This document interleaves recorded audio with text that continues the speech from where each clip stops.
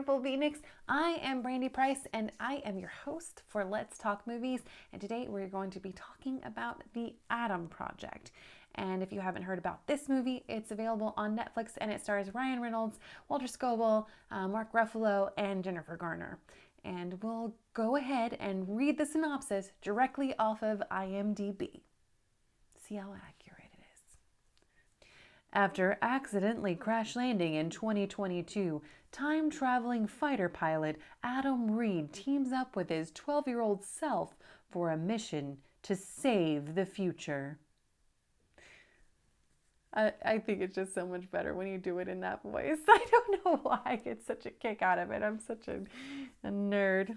I love it. Well, anyway, so that's exactly what this movie is about. The first thing that I want to do with this movie is shout out the casting director, Carbon Cuba, for finding Walker Scobell. He is incredible and totally believable as Ryan Reynolds' younger self. First of all, his acting is just so wonderful. He's so witty and quick, just like Ryan Reynolds is, and I love that. So, Carmen Cuba, thank you for finding this dream little talent. As usual, I'm going to be talking about acting first because I am an actor and that's what I love the most. Ryan Reynolds is the star of this film. Let's talk about him first. And he doesn't really deviate from the prototypical Deadpool style. And I think that's okay. It really, really works for this movie. And like I was saying before, Walker Scobell just fits into that prototype so well. And it's really entertaining to see a younger version of that character playing against the other. And it's really, really fun. So I enjoyed the back and forth between the two of them throughout the entire film. It was quite lovely. Walker Scobell, like I mentioned before, is just the cutest and most adorable, sassy thing, and it's fantastic to watch. It also has Mark Ruffalo, who is one of my favorite actors. I don't think you could give him a script that he couldn't do well. It's so insane how he makes every script interesting.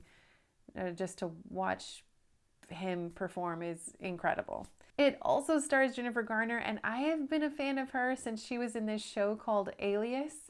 And I thought she was just really wonderful in that show, and she's so lovely in this as well. And she has depth, and it's just incredible. And also, they get to partner up again.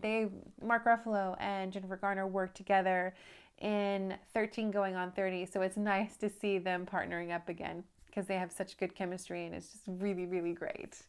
Zoe Saldana is also in this, and she plays the wife of Ryan Reynolds' character, and she's a badass.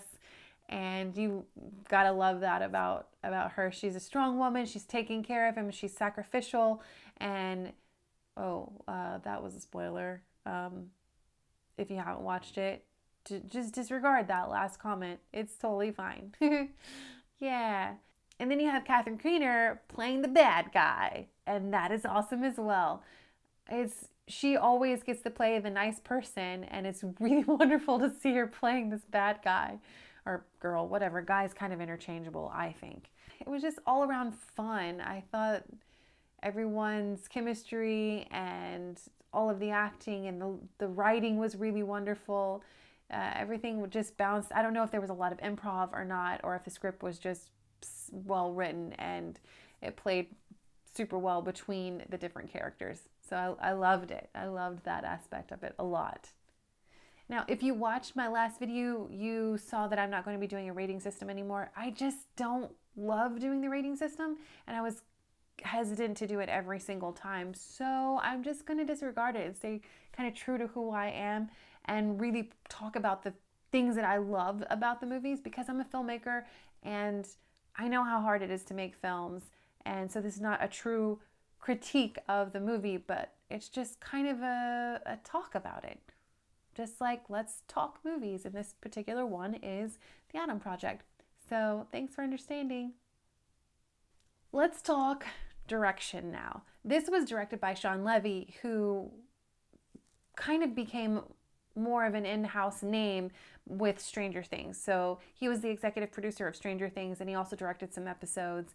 And so that's how he came into the Hollywood limelight, as you were. He also directed Free Guy with Ryan Reynolds, which I actually haven't seen yet. So I would probably like to see that because I love the two of them. They make a good duo. I really enjoyed how everyone played off of one another and the camaraderie, that you could tell that everyone was having a good time on set, or at least that's what it felt like. And it just trickled down into every aspect of the movie. So let's talk cinematography. The cinematographer for this film was Tobias Schleisler. And I know I'm saying that wrong. I'm butchering it. And I'm so sorry. Schleisler. It just feels like weird in my mouth to say it. Schleisler. Yeah, I don't know. Well, anyway, he was the DP for Beauty and the Beast and Dreamgirls and Friday Night Lights, the movie, not the show. I thought all of those, and including this one, were all great. And the cool thing about this is knowing that he was the DP for all of those shows that he has such a range, and he listens to whatever the director wants. And because this film was a lot lighter, a lot brighter, a lot more fun camera angles. There's a little Dutchy angle on things, and it's just really cleanly shot. It's just, which is what this story needed. So I thought he collaborated super well with the director, and because if you look at Beauty and the Beast, that one is way different. It's a lot darker. It's a lot moodier. It's a lot, but that also matched the style of what was going on in Beauty and the Beast. So it's really great knowing that he has such versatility. Yeah, so great job, Tobias Schleisler. Yeah, that one's hard.